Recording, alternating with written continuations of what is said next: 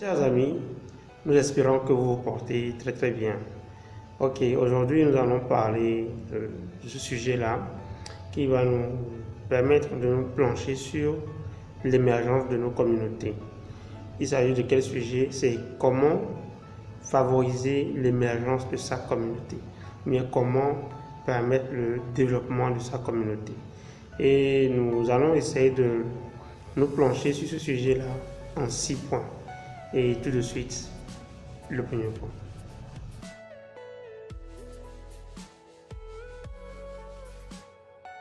Un moteur, oui, un moteur indirect certes, mais le véritable moteur d'une émergence communautaire, c'est l'amour. L'amour des habitants pour la communauté. Si les habitants de la communauté ne l'aiment pas, ils ne peuvent pas faire ce qu'il faut pour l'émergence de la communauté. Si les habitants de la communauté ne vouent pas un réel amour, ils ne vont pas chercher son intérêt dans leurs activités, ils ne vont pas orienter leurs activités vers l'intérêt de la communauté, mais ils vont plutôt chercher leurs propres intérêts. Et puis, s'ils se mettent à ne chercher que leur propre intérêt, vous voyez vers quelle dérive on se tend.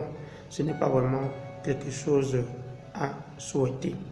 On va toujours préférer que ces habitants-là choisissent quand même des activités, des canaux qui permettent autant de satisfaire leurs propres intérêts que l'intérêt de la communauté.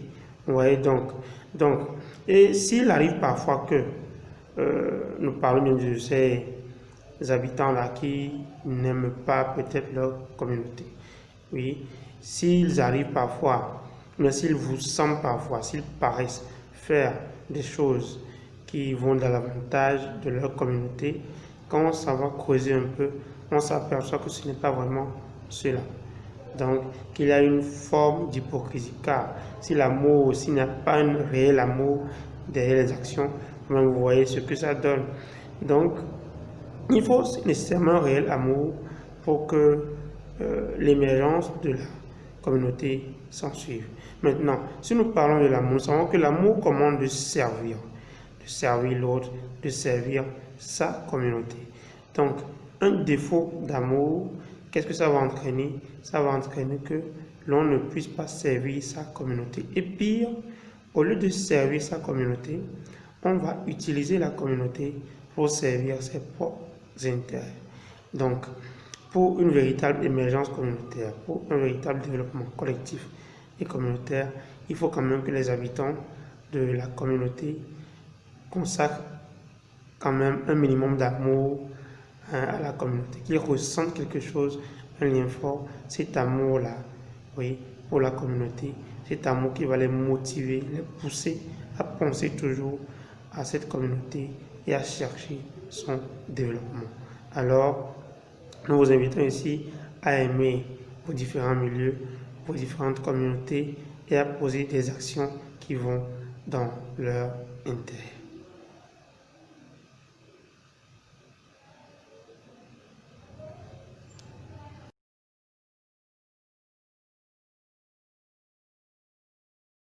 Bien, comme vous l'avez lu, nous allons maintenant parler de respect. Il faut déjà dire que nous avons voulu placer le respect avant l'amour, mais nous sommes dit que dans tous les cas, le message sera passé et que l'amour vienne avant le respect ou vice-versa, ça ne va pas vraiment impacter le message. Donc, vous l'avez compris. Ok, oui, il faut que nous soyons respectueux envers tout et envers tous. Quand nous disons envers tous, c'est-à-dire que ça veut dire que nous devons être respectueux envers toutes les personnes de nos communautés, femmes, enfants, personnes âgées. Nous devons être respectueux envers toutes les personnes sans aucune distinction, sans distinction de sexe, race, ethnie, origine, langue, sans aucune distinction. Voilà, en ce qui concerne les personnes. Maintenant, envers tout, c'est surtout envers notre environnement, que ce soit direct ou indirect, envers les réalisations des amis, des membres de la communauté, etc. Nous devons tout respecter et tout protéger. Et nous ne devons pas être ces personnes qui iront détruire les réalisations qui quand même confortent un peu l'équilibre de nos communautés. Nous devons plutôt être ceux-là qui seront engagés à améliorer et à construire. Sinon, si ça a été détruit auparavant, à reconstruire. Voilà un peu, il faut que nous soyons respectueux envers tout et envers tous.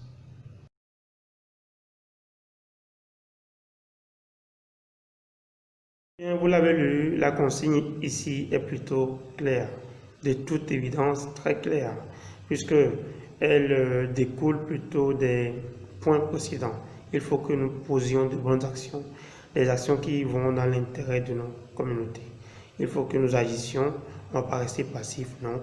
Il faut quand même qu'on agisse et maintenant il faut que nos actions, les actions que nous posons, aillent dans l'intérêt de nos communautés. Alors, il faut que nous posions de bonnes actions, toujours de bonnes actions et rien que de bonnes actions en faveur de nos communautés.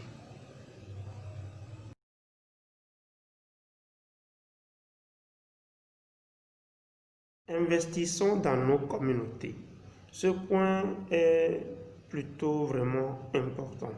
Eh bien, nous avons dû le constater, il y a dans nos diverses communautés des personnes qui ont quand même les moyens de créer quelque chose, de changer quelque chose, mais ces personnes généralement préfèrent aller investir ailleurs, aller créer des entreprises, aller créer des opportunités ailleurs. Et cela pour diverses raisons que nous n'allons pas évoquer ici, que nous allons taire.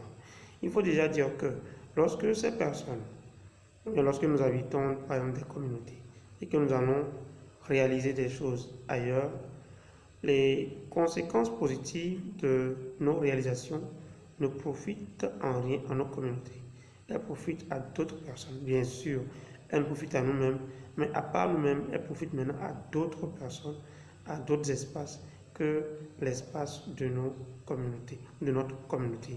Alors, ici, nous voulons encourager les uns les autres à revenir investir dans leur communauté, créer des conditions même qui vont permettre que leurs investissements soient assez productifs. Vous voyez, on peut faire par exemple dans la création des activités génératrices de revenus de tout genre. Et on peut également faire dans l'entrepreneuriat social d'autres activités encore. Il y a tellement de choses. Donc l'idée ici, c'est de nous encourager, de nous inviter à investir dans nos communautés.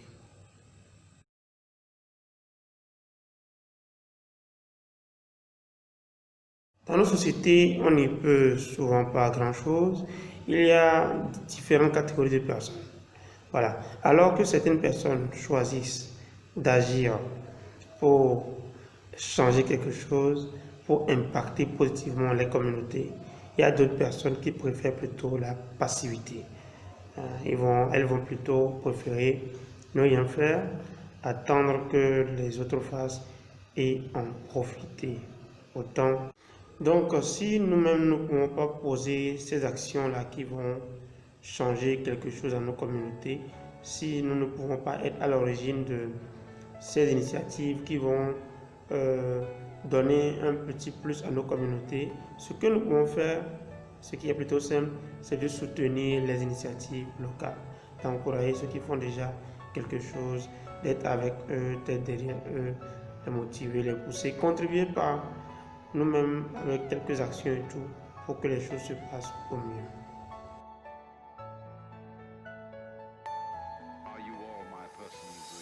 Enfin, soyons empathiques. Oui, qu'est-ce que l'empathie? L'empathie, c'est la capacité ou cette aptitude à se mettre souvent ou toujours à la place d'autrui. Voilà. Donc, nous avons parlé en trois de la nécessité d'accomplir, de poser des actions en faveur de nos communautés. Eh bien oui, quand nous partons poser ces actions-là, il faut que nous nous posions certaines questions. Voilà. Quelles seront les conséquences de nos actions? Est-ce que les actions que nous allons poser sont objectivement bonnes? Quelles conséquences ces actions vont avoir sur les membres de nos communautés? Quelles conséquences ces questions vont avoir sur autrui? Voilà. Donc nous nous mettons à la place des autres pour mesurer un peu les conséquences de nos actes. Et quand nous nous assurons que ces conséquences seront supportables par tous, pas seulement nous-mêmes, mais par tous, alors nous sommes vraiment sûrs de la qualité de nos actions et alors là, nous pouvons les poser. Voilà, donc c'est vraiment nécessaire que nous soyons empathiques. Voilà. Chers amis, nous avons essayé d'épuiser notre sujet en 6 points. Nous espérons que nous avons pu vous apporter quelque chose. Et nous croyons avoir déjà tout dit. Nous allons maintenant vous souhaiter de passer de très bons moments chez vous. Portez-vous bien et à très bientôt pour une nouvelle vidéo.